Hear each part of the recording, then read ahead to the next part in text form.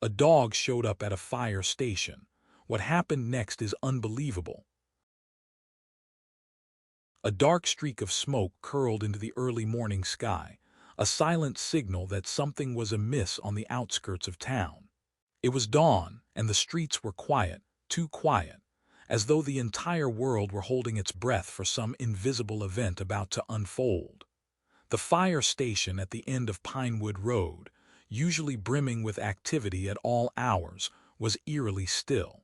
Firefighter Tony was the first to notice the dog mud-caked fur, ribs showing through patchy skin, a haunted look in its eyes, limping across the cracked pavement toward the station's wide garage door. Tony couldn't explain it, but from the moment he laid eyes on the trembling animal, a chill raced up his spine, and he knew something about this dog's arrival would change everything. The dog paused by the curb, head low, tail tucked between its legs, as though trying to gather the courage to go closer. Tony raised a hand to signal his fellow firefighter, Jackson, who was wiping down the fire engine nearby. She turned toward him, eyebrows knitted, a silent question in her gaze.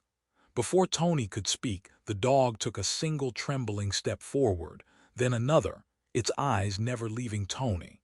There was a desperation in that gaze, something that felt almost human, like a plea for help. Tony's heart thudded. He'd seen all manner of animals come wandering onto the station's property over the years: lost cats, raccoons scrounging for scraps, the occasional stray dog hoping for a handout. But he had never felt a tug on his heart quite like this. He crouched down slowly, extending his hand to the trembling creature. "Easy, buddy," Tony said softly, his voice echoing in the otherwise silent garage. The dog took another few cautious steps. Tony noticed deep scars on its muzzle, dried blood crusting one ear, and a large patch of missing fur along its flank. It looked like it had gone through a war zone. Quietly approached, slipping off her firehouse jacket to use as a protective barrier should the dog be frightened enough to bite. But the dog never bared its teeth. Instead, it let out a soft, plaintive whine and collapsed at Tony's feet, as though it had finally found safety. Tony's breath caught. He reached out gently, placing a tentative hand on the dog's side. The dog's body trembled like a wire pulled tight, an accumulation of fear, pain, and exhaustion. Looked at Tony, then slipped her coat under the dog as best she could to cushion it. In a soft whisper, she said, "We should get it some water, and maybe ask doctor to come check it out. If the dog's really hurt, we can't just leave it like this." Tony nodded, but a strange heaviness lingered around them both, a tension that made the very air feel thick. This dog's arrival felt like a sign, though neither Tony nor could have explained what kind of sign it was. Soon, word spread through the station. Captain, a grizzled man with more than 2 decades of firefighting experience, came over and ran a calloused hand through the dog's matted fur. He looked at Tony and with uncharacteristically gentle eyes. "We'll call a vet, then we'll see if there's someone missing a dog, but I've got a feeling this one's not just a lost pet." He didn't elaborate, and no one asked him to, but everyone sensed it. There was an undercurrent of mystery crackling through the morning air, as though the dog's presence heralded a chain of events far bigger than any of them could imagine. The dog drifted into unconsciousness while waiting for doctor to arrive. By the time the veterinarian pulled up in her dusty sedan, a testament to the many call-outs she attended in this rural county, the entire firehouse was on edge. Doctor, a tall woman with a calm, authoritative demeanor, set down her medical bag and examined the dog carefully. She looked up at Tony, and Captain, her face grim. "He's in rough shape," she said quietly, motioning to the dog's chest with her stethoscope. "Respiration is shallow, and there are signs of malnourishment, infection, and possibly internal injuries. We need to move quickly if we want to save him." Her words spurred the crew into action. In the blink of an eye, Tony helped gently carry the limp body into Doctor's car. Offered to ride along to assist, her firefighting shift momentarily forgotten. Something about the dog simply demanded every bit of compassion they could give. Captain nodded his approval. No one at the fire station realized it then, but this was the beginning of a story none of them would ever forget, one that would ripple through their lives like an earthquake that shakes apart everything comfortable and known. Hours passed before returned. When she finally did, her face was pale and her hands trembled. She told Tony and the others that the dog was clinging to life by a thread, hooked up to IV fluids and sedatives. Doctor had done what she could, but there were no guarantees. No one knew the dog's name or history. As the crew gathered in the station's kitchen, subdued and anxious, theories began to float around. Maybe the dog had escaped from an abusive owner, or perhaps it had been abandoned after a dog-fighting ring was busted. Mentioned the scars on its muzzle seemed deliberate, like it had been forced to wear a muzzle too tight or too rough for far too long. The idea sickened them all. Captain, sitting at the head of the table, finally said, "I'll ask around. Maybe we can figure out who did this. In the meantime, let's pray this dog pulls through. If it does, I'll see if the county can help us find him a good home."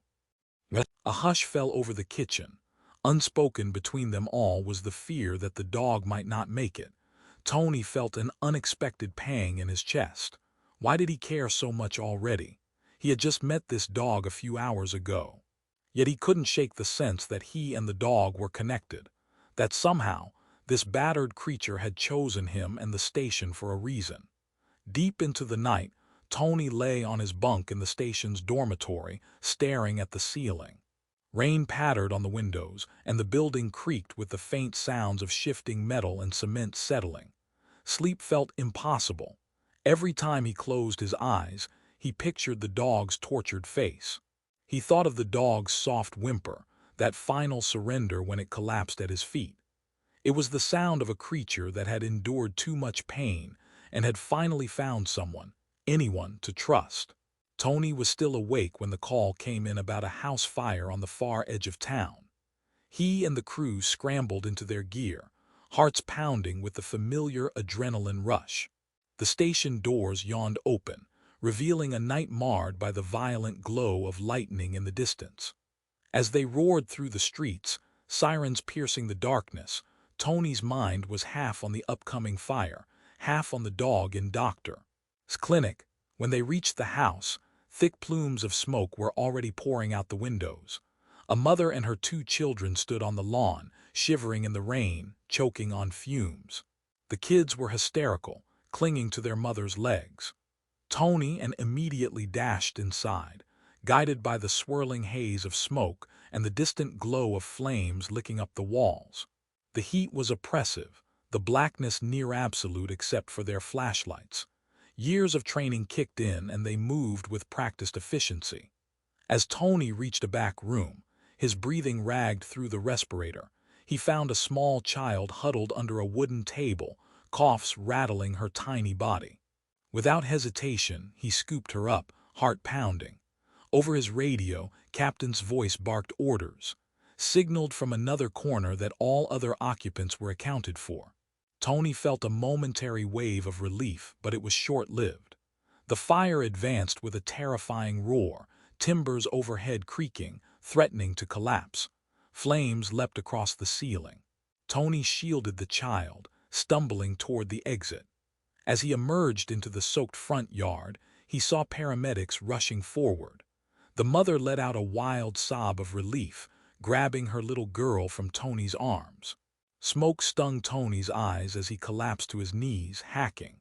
Moments later, he felt his hand on his shoulder. She pulled him to his feet, shouting over the roar of the fire engine. "We gotta put it out before it spreads. Gas line in the back might blow any second." And so they fought the blaze in the driving rain, a harsh battle between elemental forces, water against fire, fear against courage. By the time the flames were under control, the house was half destroyed, but all the occupants were safe. Exhausted, soaked to the bone, Tony returned to the truck, letting the rest of the team finalize the dousing. He felt a strange kind of numbness, the echo of adrenaline still pulsing through his veins. On the ride back to the station, he thought of the dog again. In some unfathomable way, the rescue and the dog's plight felt connected, a reminder that life was fragile, that hope sometimes showed up at the brink of disaster. The next morning before Tony's shift ended, Doctor called. "He's stable," she said, relief in her voice. "Still critical, but stable." Tony's heart soared. The veterinarian went on to explain that the dog was severely dehydrated, with multiple broken ribs and a bullet fragment lodged in its hind leg. She had scheduled surgery to remove it. Bullet fragment. Tony felt a hot surge of anger. Someone had shot this dog, possibly left it for dead. Once Tony was off duty, he drove straight to Doctor's clinic, which was nestled behind an old oak tree on a quiet stretch of road near the main highway. The place had peeling white paint and smelled of disinfectant and hay, classic rural veterinarian. He quietly slipped inside, and Doctor led him to the back where the dog was resting in a large crate, hooked to tubes and bandages. The dog was still unconscious, but Tony noticed a faint rise and fall of its chest. A wave of relief washed over him. At that moment, Tony felt more than just pity. He felt protective, as though this dog, still unnamed, was now his responsibility. Carefully, he reached through the crate bars and laid a hand on the dog's flank, feeling the soft warmth of life beneath the fur. The dog gave a small twitch but didn't open its eyes. Tony whispered, "Hey, buddy, you're not alone anymore, you're safe." Doctor watched from nearby, arms folded over her chest. Her voice was gentle. "That dog is lucky you found him, Tony. If you and your crew hadn't taken him in, he'd have died on the street, no question." Tony nodded, not trusting himself to speak. He visited the dog daily over the next week, helping Doctor feed him, even cleaning the wounds as directed. The dog seemed to tolerate Tony's presence better than anyone else, though it was still too weak and traumatized to do more than lift its head or offer a slight wag of a tail stump. Slowly, day by day, the dog recovered. Tony sometimes brought or Captain along for visits, and the entire station chipped in to pay for surgeries and medication. The dog began to eat small, careful portions of wet food. A glimmer returned to his eyes, and the veterinarian staff started calling him Hero as a placeholder name, though no one was quite sure why. The dog's registration microchip, if there had ever been one, had either been removed or never implanted, so tracking down an owner proved impossible. Tony found himself praying there was no real owner out there. He suspected if they did find whoever had possessed this dog, it might not be someone with compassion in their heart. Eventually, Hero, still a working name, was well enough to leave the clinic. Doctor, seeing Tony's devotion, gently suggested he foster the dog until a permanent home could be found. Tony hesitated only briefly. He lived alone in a modest apartment downtown, and he wasn't sure if his landlord would allow a dog. But something about Hero's big, sorrowful eyes chipped away at Tony's hesitation. He decided he would find a way. "So you want to name him Hero for good?" asked one afternoon at the station, while she and Tony sat around a wooden table finishing up shift paperwork. Hero lay nearby, dozing lightly on a blanket. Tony considered the question. "You know it's okay, but I'm not sure it quite fits. We found him, he didn't exactly rescue anyone." Offered a sly smile. "Don't be so sure, maybe he rescued you." Tony's cheeks warmed. He looked at the dog, remembering that morning it had limped onto the station grounds, how it had set off a chain reaction inside Tony's heart that he still couldn't fully explain. Maybe was right. A sense of foreboding hung in Tony's mind, though, like the calm before a storm. He suspected that the dog's arrival was only the beginning of something bigger and potentially dangerous. Could it be that whoever harmed this dog was still out there, possibly lurking? Tony tried to brush the thought aside, focusing instead on the immediate tasks of caring for Hero and fulfilling his duties as a firefighter. Yet that nagging feeling wouldn't let go. Life settled into a new rhythm. Tony negotiated with his landlord, who begrudgingly allowed him to keep the dog for a small monthly pet fee. Hero's recovery continued, and though he was wary around new people, he shadowed Tony with unbreakable loyalty. Tony often caught the dog watching him, as though memorizing every move. At the fire station, Hero became an unofficial mascot. The crew, especially, doted on him. They'd sneak him treats, pat his head, and sometimes even let him ride along for community outreach events, carefully, of course, because of his injuries. Hero still limped, but doctors said with time and physical therapy, he might regain full use of that leg. Hero's muzzle remained, a visible reminder of his past trauma. Weeks turned into a month, and just as Tony began to think they might never find out how the dog ended up so brutally mistreated, a call came into the station late one evening. It was from a local police officer, Sergeant, who had been investigating illegal dog fighting rings in the county. He had heard rumors that someone at the fire station rescued a severely injured dog. Sergeant wanted to talk. The conversation in Captain's office was tense. Tony and the captain listened as the sergeant explained that he believed a series of clandestine dogfighting rings were operating in the area, run by a dangerous group that had ties to organized crime. Some dogs had escaped, others had been found dead, and a few had been rescued by good Samaritans around town.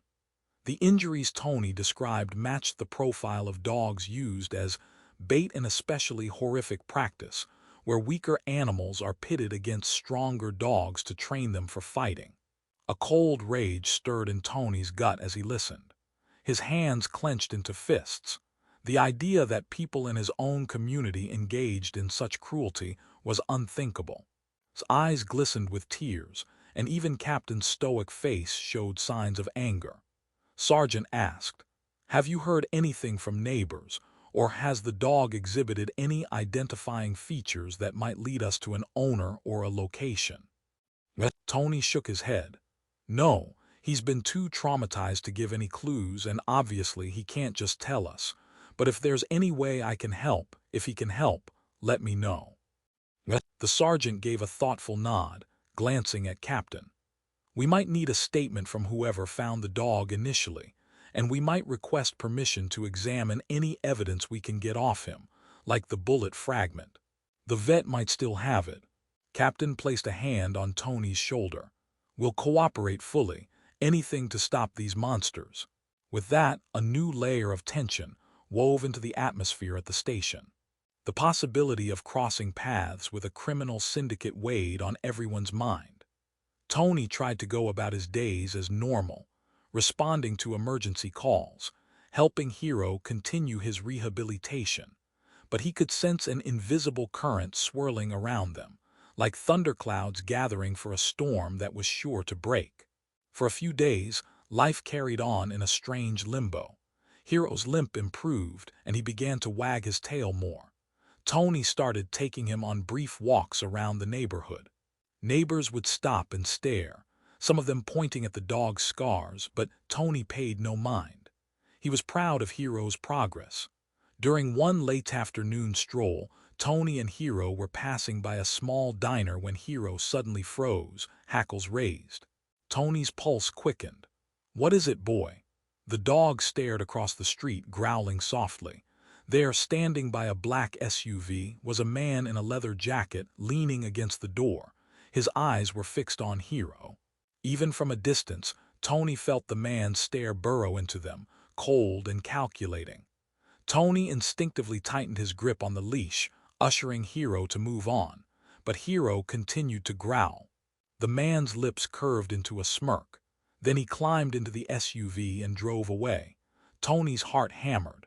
Was that just coincidence, or was something more sinister in that glare? Later that night, he mentioned it to who tried to reassure him.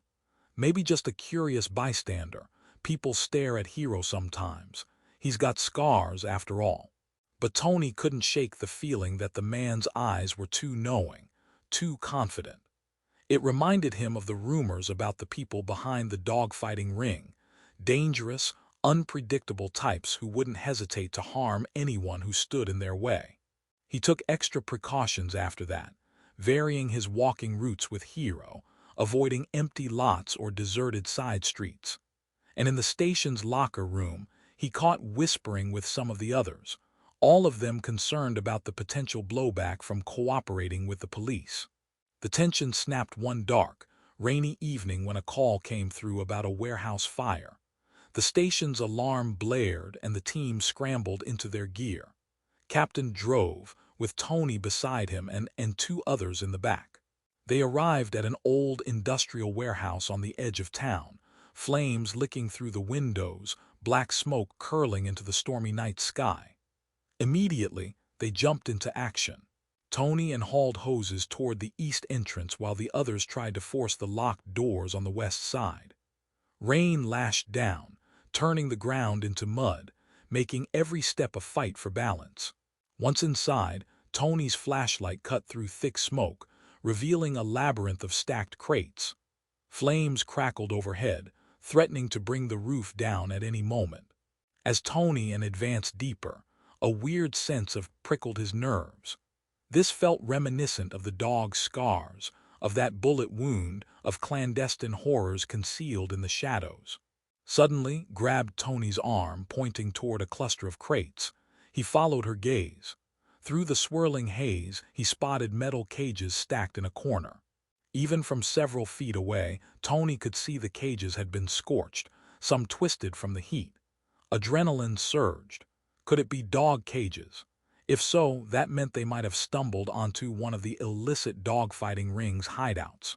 Must have thought the same because she tugged at Tony's sleeve, urging him forward. Carefully, they inched closer, stepping around burning debris and heaps of rubble. The stench was horrific, like scorched rubber and something vaguely metallic. Tony's mind raced.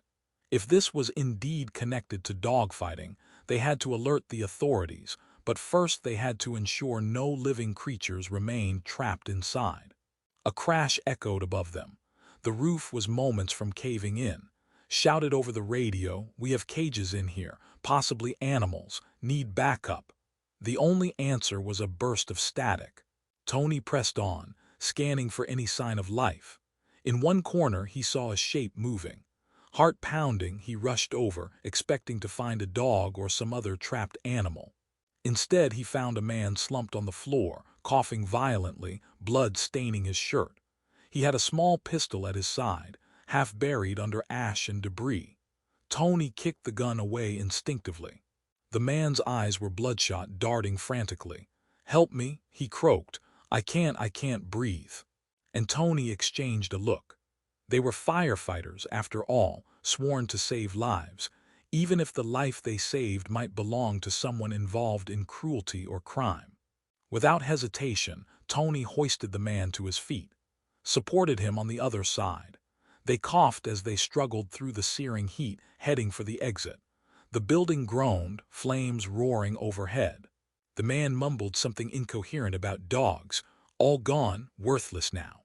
They barely made it out before a section of the roof collapsed behind them with a thunderous roar. Outside, the paramedics took over, securing the man to a gurney and checking his vitals. Captain and the other firefighters continued to battle the blaze, which had spread rapidly through the warehouse's old wooden rafters. Tony, hands trembling, gulped fresh air. His face was streaked with soot, her eyes bright with a mixture of adrenaline and horror. The next few hours passed in a blur of water hoses, yelling, and the eventual taming of the fire. By the time the flames were extinguished, the warehouse was charred rubble. Police cruisers arrived, lights flashing. The man they had rescued was hurried into an ambulance, with Sergeant arriving to question him if he stabilized. Tony's head spun. He thought of Hero, of how close they'd come to this ring of cruelty. Now they'd practically stumbled into its lair. Word spread quickly through the station that the warehouse was indeed a suspected dogfighting site. The cages found inside were battered, many with bloodstains. No live dogs were discovered, but there were signs that dogs had been there recently. Tony felt sick at the thought. As dawn broke, he sat on the bumper of the fire engine, exhausted. Smoke still lingered in the air like a bad memory. She leaned her head on his shoulder. What have we gotten ourselves into? Tony didn't have an answer. He squeezed his eyes shut, picturing Hero's muzzle. A part of him regretted that they hadn't uncovered more. Another part was terrified of what they might uncover next. In the following days, a swirl of rumors flew around town. Some said the dogfighting ring was run by a powerful underworld figure named Red, known for his merciless handling of anyone who crossed him. Others claimed that the ring was just one of many in a larger network stretching across multiple counties. Hero's story, once just a personal tragedy, suddenly felt like a single thread in a vast, tangled web of cruelty. During a quiet shift at the station, Tony was polishing the fire engine when his phone buzzed. It was Doctor. He answered quickly, "Hello." Her voice trembled.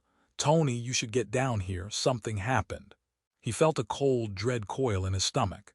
"Is it Hero? Is he okay?" There was a long pause. "Someone broke into my clinic last night. They trashed the place.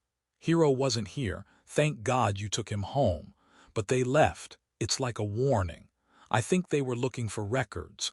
Maybe anything that could tie them to the bullet fragment we removed from Hero's leg." Tony's chest tightened. If these criminals were bold enough to break into a vet clinic, who knew what else they'd do? He hurried to Doctor's office, finding it a wreck. Cabinets emptied, papers strewn across the floor, medical supplies shattered. The police were already there, taking statements. Doctor looked shaken, hugging herself as she paced through the destruction. Tony gently placed a hand on her shoulder. "I'm so sorry, we'll figure this out." She gave a small nod, tears brimming. "They must know we handed the bullet fragment over to the authorities. I don't know if they think we still have something else." The tension was suffocating. Tony realized that by saving Hero, he had inadvertently placed a target on himself and possibly on the entire fire station. As he surveyed the damage, a wave of determination swept over him. He wasn't going to let these monsters intimidate him. Hero deserved justice, and so did all the animals who suffered at the hands of these criminals. From that point on, everything moved fast. The police increased surveillance around Tony's apartment and Doctor's clinic, insisted on staying close, worried about Tony's safety. Hero sensed the tension, too. He was jumpy, barking at every unfamiliar noise. One late night, Tony was in bed, Hero curled at his feet when he heard glass shatter in the alley below his apartment. Heart pounding, he peered out the window. Under the dim glow he spotted a figure in a hooded jacket rummaging through garbage cans, glancing up at Tony's window every so often. Then just as Tony was about to call the police, the figure bolted, disappearing around the corner. Tony's hands shook as he dialed 911. This was no coincidence. Paranoia crept in. He began sleeping with a baseball bat by his bed. At the station, Captain tried to keep morale high, but worry etched into everyone's expressions. If these criminals were bold enough to shadow Tony, how long until they tried something more direct? Then, just as it seemed the tension couldn't climb any higher, a phone call came to the station in the dead of night. Tony happened to be the one to answer. A gruff, distorted voice crackled through the line. "Stop sticking your nose where it doesn't belong, or that dog won't be the only one who ends up in the gutter." Tony's blood ran cold. He tried to keep his voice steady. "Who is this?" A low chuckle. "A friend, last warning." Then the line went dead. Tony stared at the phone, his heart hammering so hard he could barely think. He slammed it down and informed Captain immediately. The captain's face went white with anger. "We'll increase station security. And maybe you should lay low, Tony." But Tony knew he couldn't stop. The moment he looked at Hero, he remembered the dog's battered body, the bullet wound, the muzzle scars. He couldn't just walk away, not if it meant letting these vicious people continue unchallenged. Things reached a crescendo one evening when a frantic knock sounded at the station door. Tony rushed to open it, and there stood a young woman, drenched in sweat and fear. She gasped, "Please, there's a dog. They're beating a dog outside the old cannery. Hurry before they kill it." Those words were like a trigger. Tony and a few other firefighters sprang into action. The woman claimed she'd been walking by the abandoned cannery and saw a group of men dragging a dog inside. They had guns, she said, and they looked like they meant business. Tony and shared a grim glance. This could very well be the criminals behind the dogfighting ring, or at least associates. It was definitely dangerous, but how could they ignore it? They hurried to the station's truck, even though it wasn't a standard firefighting scenario. Captain, overhearing the commotion, tried to stop them. Wait for the police. But Tony's impulse to save the dog overrode caution. "We'll be careful, Cap, but we can't leave that dog to die," Tony shouted. Rev the engine and they tore out onto the dark road. Night pressed in around them as they approached the crumbling structure of the old cannery, an eerie relic of a bygone era. Rusted beams poked through the roof, and the windows were all smashed. Tony cut the headlights a block away, not wanting to alert whoever was inside. He dialed 911, quickly relaying the situation and the address. He told them to hurry, but in his gut he knew every second counted. They approached on foot, hearts pounding. The young woman followed behind, trembling. Tony whispered for her to stay out of sight. Inside, muffled shouts and the whimper of a dog echoed through the decrepit corridors. Tony and exchanged a look, fear, determination, and anger flickering in their eyes. They crept forward, guided by the sounds of scuffling and growling. In a large, open area near the cannery's central machinery, they saw a group of men encircling a terrified pit bull, its ribs jutting out. One man raised a metal pipe ready to strike. Tony's heart lurched. Without thinking, he charged forward.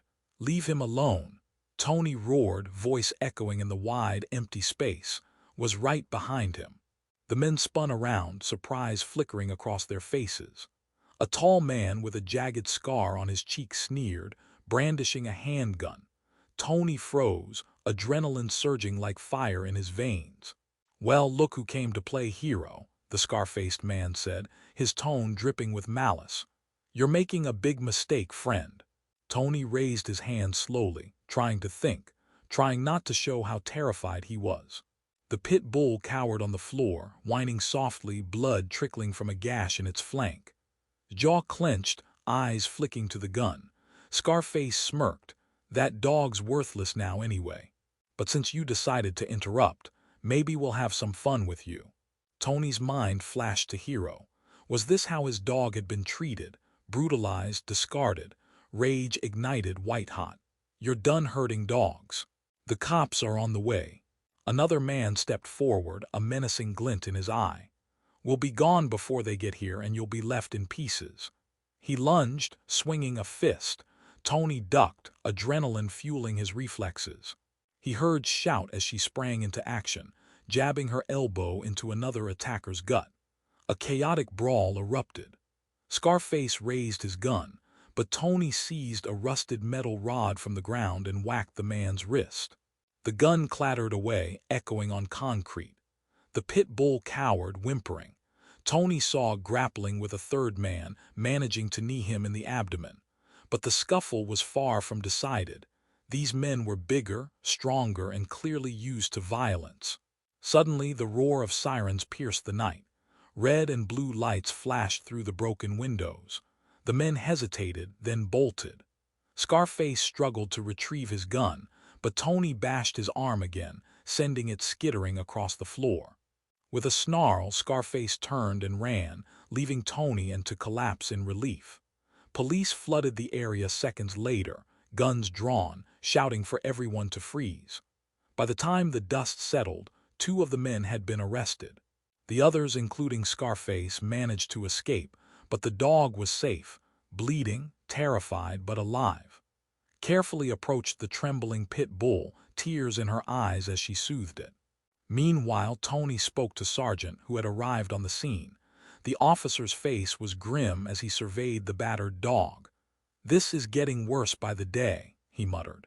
"These people are like ghosts, slipping away whenever we get close." Tony's knuckles were scraped and his body ached. But in that moment he felt a fierce sense of purpose. He had helped save another dog from a cruel fate. He knew the fight wasn't over, not by a long shot. These criminals were still out there and they knew who Tony was. But he wouldn't stop. Hero had taught him the value of standing up for the voiceless, no matter the danger. That night, Tony went home exhausted and shaken. Hero greeted him with a soft wag of the tail. In his eyes, Tony saw a reflection of his own resolve. He sank to the floor, wrapping his arms around Hero's neck. The dog leaned into him, warm and alive, a testament to hope in a world brimming with cruelty. Tears slid down Tony's cheeks. He couldn't remember the last time he had cried, but the events of the night were too overwhelming. He felt fear for himself, for the station, and yet he also felt a burning determination. If these criminals wanted a fight, so be it. He'd stand between them and the helpless animals they tormented if it was the last thing he did. Hero gently licked away Tony's tears as if to say, "I'm here. I understand." Tony murmured, "You're my hero," letting the dog's presence soothe him in the darkness. The town buzzed with stories about the abandoned cannery, the arrests, and the near-deadly confrontation. Some hailed Tony and as heroes. Others whispered that the criminals would retaliate with a vengeance. The atmosphere was tense, an electric charge of anticipation saturating every conversation. Captain, though proud of them for saving the pit bull, gave Tony a stern lecture about risking their lives without backup. "I appreciate your courage, but we can't have our people playing vigilante. Let the cops do their job." Tony nodded, absorbing the reprimand. He knew the captain was right, but sometimes moral obligations outweighed protocol. A few days later, the station received an official citation from the county for bravery, awarding Tony and the crew for their service. As cameras flashed, capturing them with the mayor and local reporters, Tony felt uncomfortable. He didn't want publicity. He wanted results. He wanted to see these dogfighting rings shut down for good. The turning point came one afternoon when Doctor called Tony with urgent news. "The man you rescued from the warehouse fire, the one with the gun. He's singing like a canary. Word is, he's giving up Red's next move in exchange for a plea deal." Tony felt his pulse jump. "Are you serious?"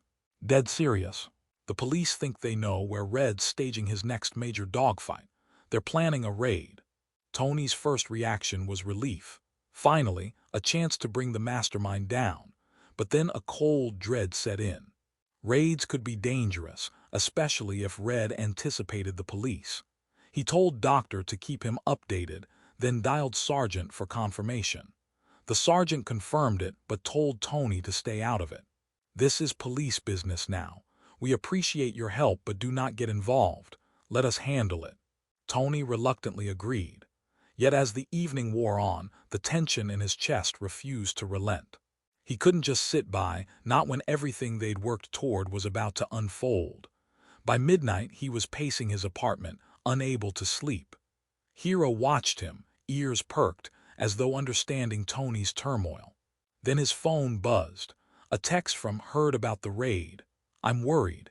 Let's meet at the station." Minutes later, they convened in the station's parking lot where the rest of the crew had gone home for the night.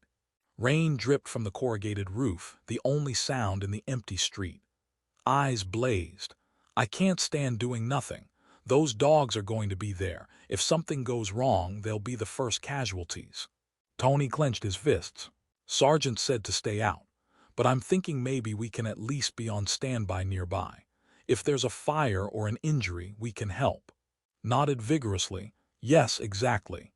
We'll just be there as firefighters, not interfering with the police. If they end up needing emergency assistance, we'll be on the scene." They hurried to gather gear from the station, medic kits, a few basic supplies. Hero, sensing the urgency, whined and pulled at his leash. Tony made a quick decision and brought Hero along, not wanting to leave him alone. Moments later, they hopped into Tony's personal pickup truck, hearts pounding. The location, rumored to be a large deserted farm outside town, was a place Tony had heard about in local lore. A ramshackle barn where people said illicit deals took place under the cover of darkness. The drive felt surreal, headlights piercing the gloom as they sped down empty roads. Lightning flickered on the horizon, a storm gathering. When they arrived, they parked at a distance, turning off the headlights. peered through binoculars. "I see cars, lots of them." Tony swallowed hard, the hair on the back of his neck rose. This felt dangerous, possibly suicidal, but it was too late to turn back. They waited, hearts hammering in sync with the thunder. Minutes crawled by like hours. Hero whimpered softly from the back seat, pressing his nose to the window. Then, a flash of red and blue lights tore through the night. Police vehicles screeched onto the property, sirens wailing. A loudspeaker blared, "This is the police, come out with your hands up." An explosion of chaos followed. Tony watched as silhouettes darted between the cars. Shouts and gunfire echoed, causing him to duck instinctively. Fear coiled in Tony's stomach. The barn door flew open and men with rifles rushed out, some stumbling, some firing wildly. The police returned fire, lights strobing across the muddy farmyard. Tony's entire body shook with adrenaline. Suddenly, flames erupted. The barn's old timbers caught fire, an inferno blazing in seconds. Tony's worst fear materialized. Shots must have hit a kerosene tank or some flammable stash. The structure lit up like a torch. Tony exchanged horrified glances. Dogs were inside there. Without hesitation, Tony grabbed his fire gear from the back seat. "Stay or go?"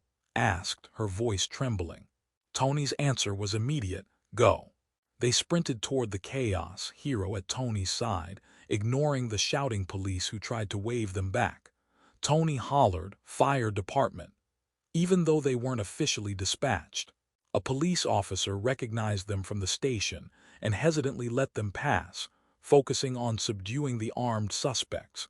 The heat from the blazing barn was intense, flames licking at the night sky. Smoke billowed everywhere, stinging Tony's eyes. Through the open barn door, he heard dogs barking, howling in terror.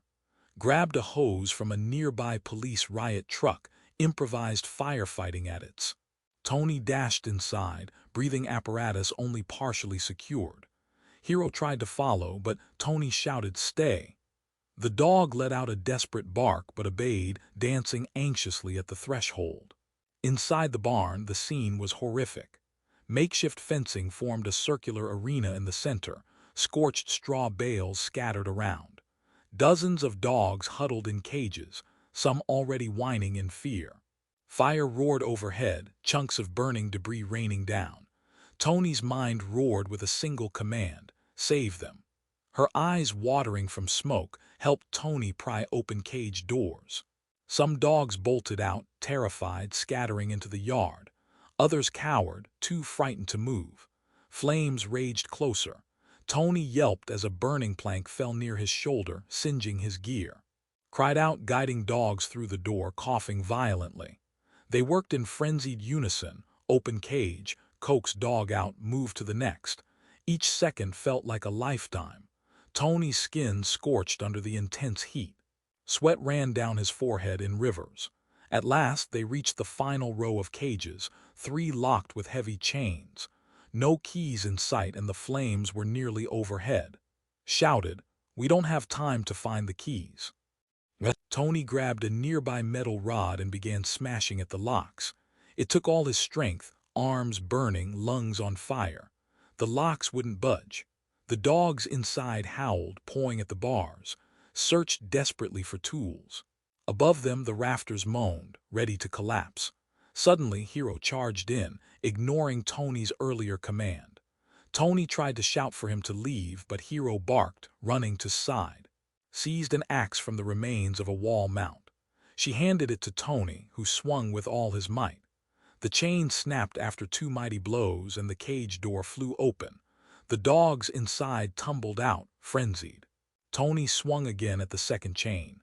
Another triumph, more freed dogs. The last lock was rusted, nearly fused shut. Hero bounded up, barking encouragement as if his presence could fortify Tony's strength. Tony's lungs screamed for air, but he mustered one final swing. The chain gave way and the final cage door squealed open. A pair of pit bulls out, wide-eyed in terror. Outside, police officers ran to corral the freed dogs, trying to keep them safe from gunfire and the swirling chaos. Tony could barely see through the haze. Then, with a grinding crack, the central beam overhead gave way. The roof caved in, shrieked as flaming debris crashed down. Tony grabbed her arm, pulling her aside, but a large section of timber struck Hero as he tried to leap free. "No!" Tony bellowed, heart seizing in horror. Hero yelped, pinned by the flaming wood. Eyes went wide, tears streaming down her smoke-blackened face. Without hesitation, Tony lunged back into the flames, ignoring the pain scorching his arms. He heaved at the burning timber. It was too heavy, red-hot. His hands blistered instantly. Hero whimpered, eyes frantic. Grabbed the other end of the timber with an anguished cry. Together they heaved. Smoke choked Tony's lungs, the world spinning. At last the timber shifted, and Hero scrambled free, whining in agony. Tony scooped the dog into his arms. He was heavier than Tony remembered, but adrenaline fueled him. They staggered toward the barn door, visions dancing in Tony's smoke-blurred sight. He felt gripping his shoulder, guiding him, her voice a ragged encouragement. Embers rained down, catching in Tony's hair, scorching his scalp. His entire body felt like it was on fire, but he clutched Hero tightly. They burst outside, falling onto the wet ground. Cool rain pelted them, a shocking contrast to the inferno behind. Police officers rushed over. Medics grabbed them, prying Tony and Hero apart to check for injuries. Tony fought them, refusing to let Hero go. He could see blood matting the dog's fur, smell the sickening odor of burnt hair. In a haze, Tony heard paramedics shouting, felt oxygen pressed to his face. His vision swam, darkness encroaching. He forced his eyes to find she was on her knees, coughing violently, battered but alive. Then everything went black. Tony awoke in a hospital bed, tubes in his arms, bandages on his hands. Light filtered through a window. For a moment, he couldn't remember anything. Then reality came flooding back in a crushing wave. The barn, the dogs, Hero's terrified yelp. He bolted upright, ignoring the pain flaring in his ribs. A nurse hurried over. "Sir, please, you need rest." Tony grasped her arm urgently. "Hero, the dog, where is he? Is he alive?" The nurse offered a gentle smile. "Your dog is in the veterinary wing downstairs. This hospital has a small animal clinic connected. He's hurt, but he's going to make it, just like you." Relief so profound it felt like tears threatened Tony's composure. He sank back against the pillows. Poked her head in moments later, covered in bandages herself but grinning with exhausted triumph. She hobbled to Tony's bedside, eyes shining. "You did it," she whispered. "They shut down the ring, Tony. The police arrested Red and a bunch of his associates. They found evidence that could tie them to multiple dogfighting sites. It's over." Tony stared, mind reeling. A sense of surreal wonder washed over him. "What about the dogs?" Smile faded a bit. "A lot were badly injured, but they're alive. Rescue groups are stepping in. They're going to get the help they need." Tears of joy and sorrow and relief mingled in Tony's eyes. He reached for his hand, giving it a gentle squeeze. "Thank you for being there." She squeezed back. "Thank you for not giving up. You saved them all." They sat in silence, the weight of the night's events pressing on their exhausted bodies. Both knew life would never be the same. Over the next few weeks, a wave of relief and celebration rolled through the community. News headlines proclaimed the dismantling of one of the largest dog-fighting rings in the region. Authorities seized documents and records that led to further arrests. Dozens of dogs were rescued and placed in foster care. Doctor and local shelters were inundated with calls from people wanting to help. Tony healed slowly, bandaged hands reminding him of the cost of heroism. Her lungs, irritated by smoke inhalation, eventually returned to light duty at the station. Hero underwent surgery for a fractured leg from that collapsing timber, and doctor tended to him around the clock. Every day, Tony visited Hero in the hospital's animal clinic. He brought blankets and read dog-friendly stories, anything to keep Hero's spirits up. The dog, resilient as ever, perked up each time Tony walked in. Despite the fresh injuries, there was a spark in Hero's eyes. He'd push his muzzle into Tony's palm, tail wagging softly. By the time they were both discharged, Tony from the human hospital, Hero from the animal clinic, the story had become local legend. The entire fire station turned out to greet Tony and Hero upon their return, cheering and clapping. Even Captain, usually stern, had tears in his eyes as he patted Hero gently on the head. As Tony stood there surrounded by the crew, at his side, Hero by his feet, he felt a surge of gratitude. Together, they had faced unimaginable cruelty, nearly paid with their lives, and emerged stronger. Captain spoke up, his voice thick with emotion. "Tony, we can't express how proud we are. You went above and beyond the call of duty. You saved lives, dogs, lives, sure, but lives all the same. That's what being a firefighter is all about." The applause was thunderous. Tony blinked back tears. Hero barked, a raspy, joyful sound. The scars on his muzzle and leg were permanent reminders of the darkness he'd been through. But in that moment, the dog glowed with new purpose, standing tall next to Tony like a soldier returning home from war. In the months that followed, Tony worked with local animal rescues to advocate against dogfighting, using Hero's story to raise awareness. He spoke at community meetings, schools, and even wrote editorials for the local paper. People listened. His message was powerful, backed by living proof of what cruelty can do and what compassion can heal. Hero became a symbol of resilience. Children drew pictures of him for school projects, and news stations ran follow-up segments on his progress. Tony sometimes felt overwhelmed by the attention, but he saw how the community. Donations poured in to support better animal welfare laws. Neighborhood watch groups sprang up, vowing to report any sign of abuse or dogfighting. A wave of change rippled through the county, spurred by one dog's courageous survival. At the fire station, life settled into a more normal routine. Tony and kept doing their jobs, responding to fires, medical emergencies, and the mundane tasks of station life. The difference was the abiding sense of camaraderie and pride, a bond forged in the flames of adversity. Hero, too, found a place at the station, greeting visitors and hanging out with the crew during downtime.